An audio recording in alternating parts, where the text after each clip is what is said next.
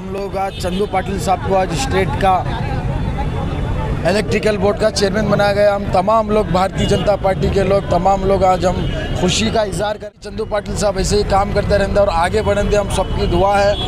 और BS येडियुरप्पा साहब को हम बहुत बहुत बधाई देते हैं कि वो चंदू पाटिल साहब को बड़ा अच्छा स्टेट का बनाए हैं।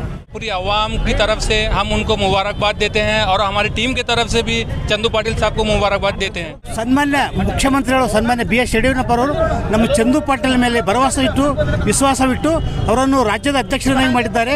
ಈ ಇಂಧನದ ಇಲಾಖೆ ನಿಭಾಯಿಸಲಿಕ್ಕೆ ಭಾಳ ತಾಕತ್ತಾರಿದ್ದಾರೆ। ಅವರು ಒಳ್ಳೆಯ ಪೂರೈಕೆ ಮಾಡಿ ರಾಜ್ಯದಲ್ಲಿ ಒಳ್ಳೆಯ ನಿಗಮವನ್ನು ಸ್ಥಾಪಿಸ್ತಾ ಇದ್ದಾರೆ। ಚಂದು ಪಾಟೀಲ್ ಯುವ ನಾಯಕರು ಎಲ್ಲ ಈ ಹೈದರಾಬಾದ್ ಕಲ್ಯಾಣ ಕರ್ನಾಟಕಕ್ಕೆ ಒಂದು ಒಳ್ಳೆಯ ಹೆಸರು ತಂದು ಭಾರತೀಯ ಜನತಾ ಪಕ್ಷ ಬುನಾದಿಯನ್ನು ಕಟ್ಟಿ ಉತ್ತರ ಮಂಡಲ ಮುಂದಿನ ಸಲ ಜೈಬೀರಿ ಹಾರಿಸ್ತಾರೆ। ಅದಕ್ಕೆ ನಾವು ನಮ್ಮ ಕಲಬುರಗಿ ಮಹಾನಗರ ವತಿಯಿಂದ ಉತ್ತರ ಮಂಡಲ ವತಿಯಿಂದ ಭಾರತೀಯ ಜನತಾ ಪಕ್ಷದ ಕಾರ್ಯಕರ್ತರ ವತಿಯಿಂದ ಶ್ರೀಮಾನ್ ಸನ್ಮಾನ್ಯ BS ಯಡಿಯೂರಪ್ಪರಿಗೆ ಅಭಿನಂದನೆಗಳನ್ನು ಸಲ್ಲಿಸುತ್ತೇವೆ। ಇಂಧನ ನವೀಕರಿಸಬೇಕಾದ ಅಧ್ಯಕ್ಷ ಸ್ಥಾನಕ್ಕೆ ಆಯ್ಕೆಯಾಗಿದ್ದ ಚಂದು ಪಾಟೀಲ್ ಅವರಿಗೆ ಅಭಿನಂದನೆಗಳು।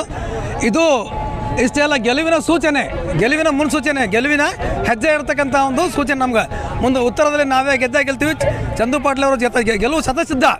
ಈ ಒಂದು ಶುಭ ಸಂದರ್ಭದಲ್ಲಿ ನಾನು ಹೇಳ್ತೇನೆ ಅಂದರೆ ಇದು ಗೆಲುವಿನ ಮುನ್ಸೂಚನೆ।